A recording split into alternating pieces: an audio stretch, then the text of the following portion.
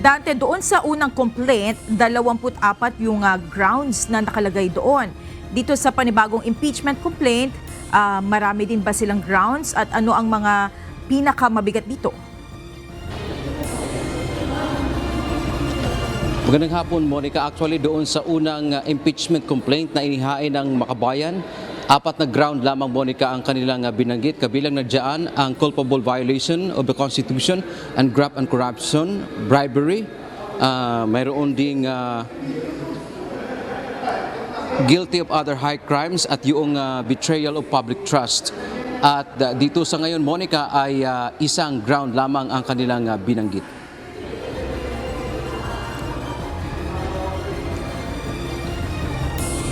Inendorso ngayong araw ng mga mambabatas mula sa Makabayan Block ang ikalawang impeachment complaint o reklamo na layong patalsikin sa pwesto si Vice President Sara Duterte. 75 ang mga complainant dito kasama ang mga dating kongresista na sina Teddy Casino at Attorney Nery Colmenares ng Bayan Muna Party List, Liza Masa ng Gabriela Women's Party List at Sara Ilago ng Kabataan Party List.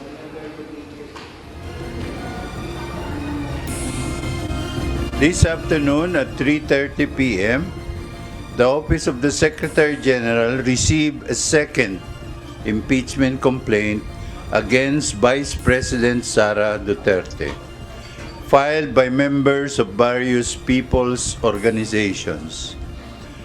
The second complaint was endorsed by 3 House members, namely Representatives Franz Castro, Arlene Brosas, and Raul Daniel Manuel.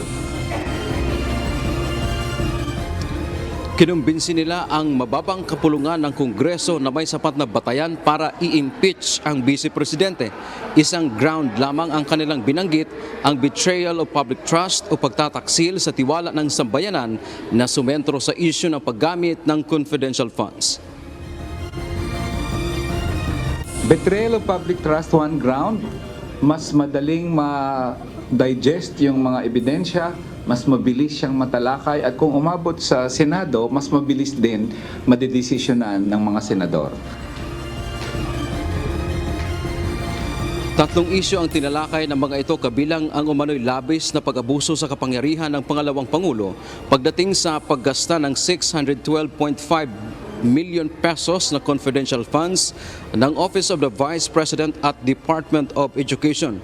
Pagbaliwalaan nila ng Vice Presidente sa transparency, accountability at pangungutya umano sa audit process sa pamamagitan ng pag-uto sa kanyang mga tauhan na gumawa ng hindi kapani-paniwalang liquidation reports at mga gawang accomplishment reports at peking mga dokumento.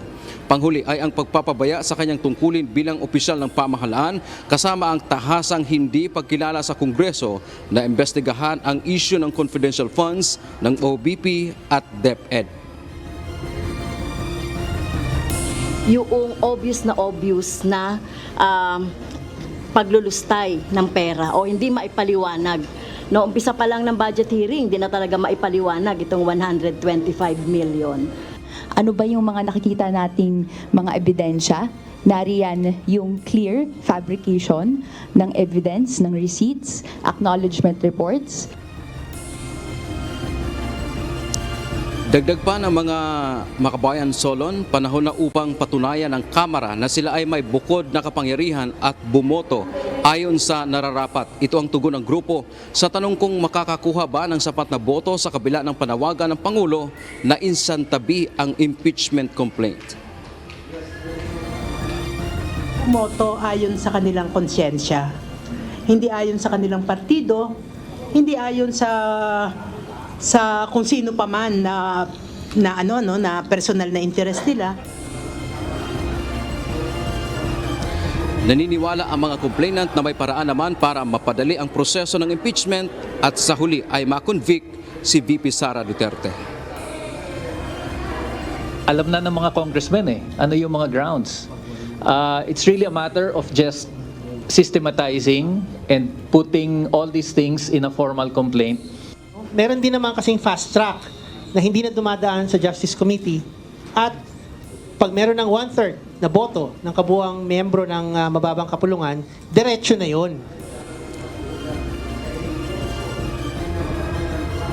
Monica, sa pahayag nga kanina ni Secretary General ng House of Representatives na si Reginald Velasco, sinabi nito na itatransmit nila sa House Speaker itong dalawang ang impeachment complaint na inihain kay Vice President Sara Duterte.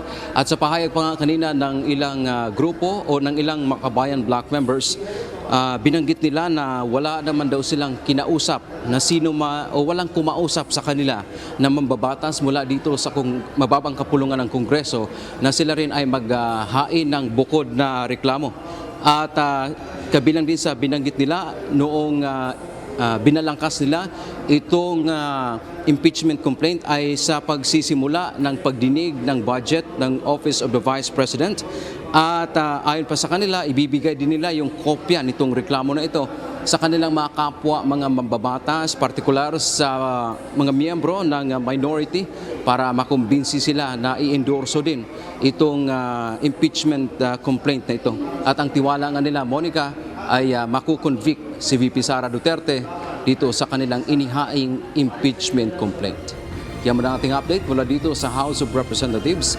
Balik sa iyo, Monica. Maraming salamat, Dante Amento.